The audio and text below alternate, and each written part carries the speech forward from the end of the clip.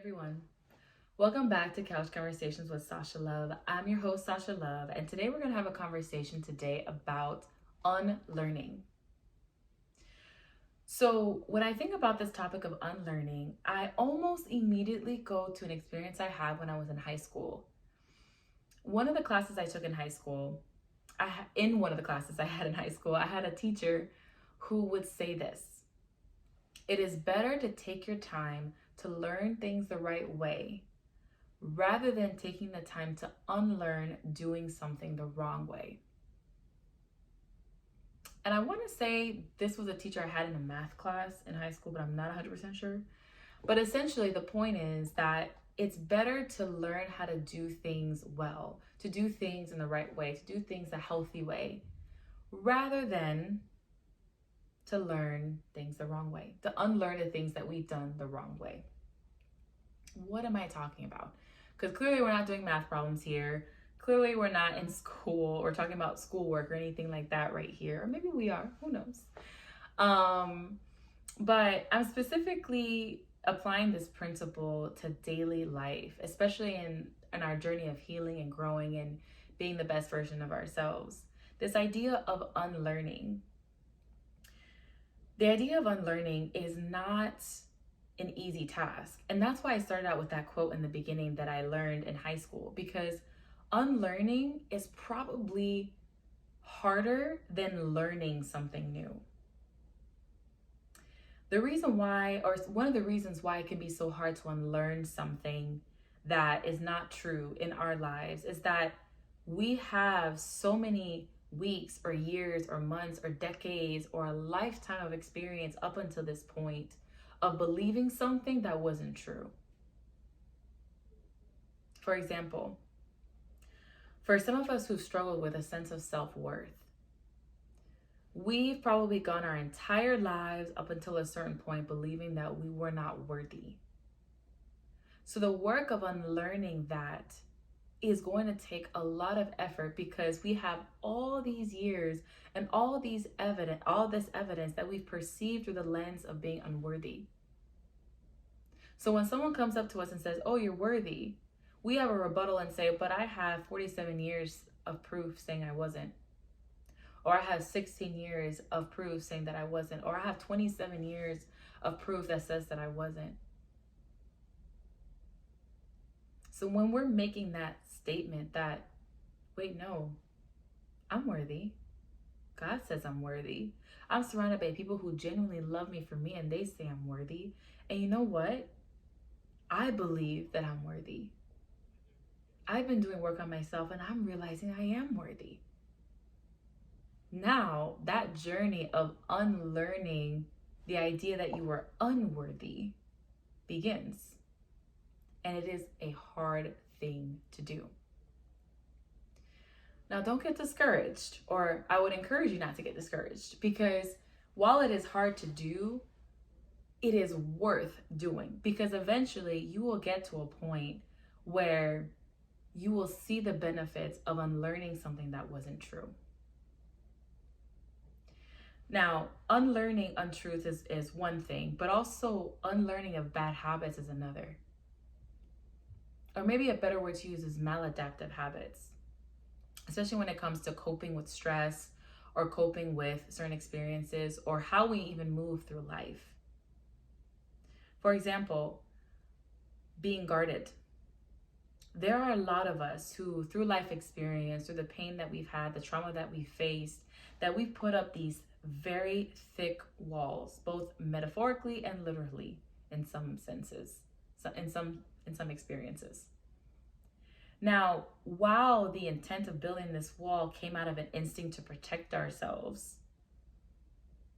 it keeps everything out, both the good and the bad. So in the process of healing, in the process of unlearning, not necessarily having boundaries, which is important, but it's the unlearning of, oh, okay, there are people that are safe for me to trust, and there are people who are unsafe for me to trust.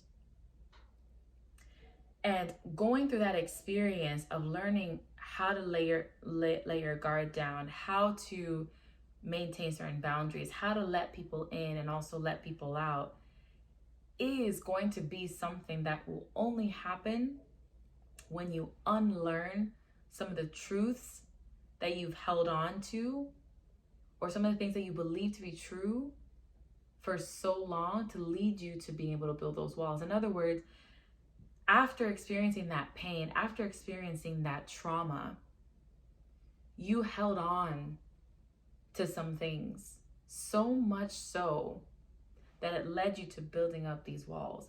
It led you to building up this protective barrier around you that now keeps everyone and everything out. So as we go through our journey of healing and growing, inevitably we'll start realizing that, hey, we have this wall.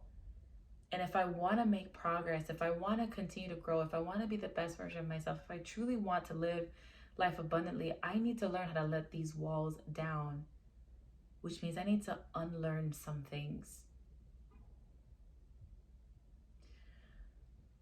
See, the process of unlearning challenges us to really examine what we once believed to be true about ourselves, about how we relate to others, about what our life can look like. And sometimes that process and journey can be very scary, can be very painful. It will be imperfect and will look imperfect. And sometimes along the way, we'll feel too discouraged. We may feel discouraged enough to want to give up.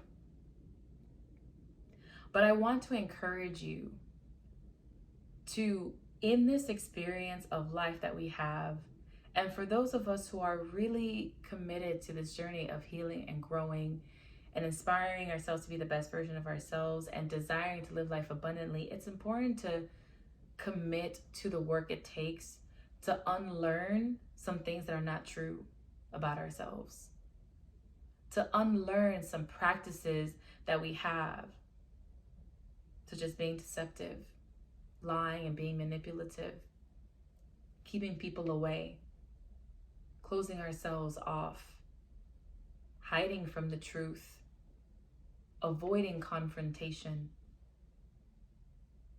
breaking our own hearts, breaking the hearts of others, distrusting people, cheating, stealing, dishonesty, not taking care of ourselves, not believing that we are loved, not believing that you are seen, not believing that you are chosen, not believing that you are worthy, not believing that you are known, not believing that you are wanted, not believing that you are worth being cared for, honored, and cherished.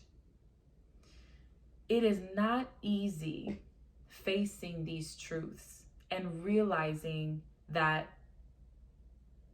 wait, I was wrong all along. I wasn't supposed to be believing these things that I thought were the truths about me. And when you're ready to go through that, or if you're in that journey of unlearning, even through the challenge of doing so, I want to encourage you to keep going. It is not easy. But the work that you put in, the patience that you put in to unlearn those truths, and then from there learn the real truths about who you are, and to learn the good habits, to learn the healthy habits that you can have, the healthy boundaries, the healthy relationships that you can have, is what then allows us to truly experience what it means to live life abundantly. So what habits are you unlearning? What truths about yourself or things that you once believed about yourself are you unlearning? And for those of us who may be further along in the journey, what are some real truths about yourself that you are embracing, that you are practicing? What are some new choices that you're making? What are some things that you've let go of now because of this journey of learning healthier habits and healthier boundaries?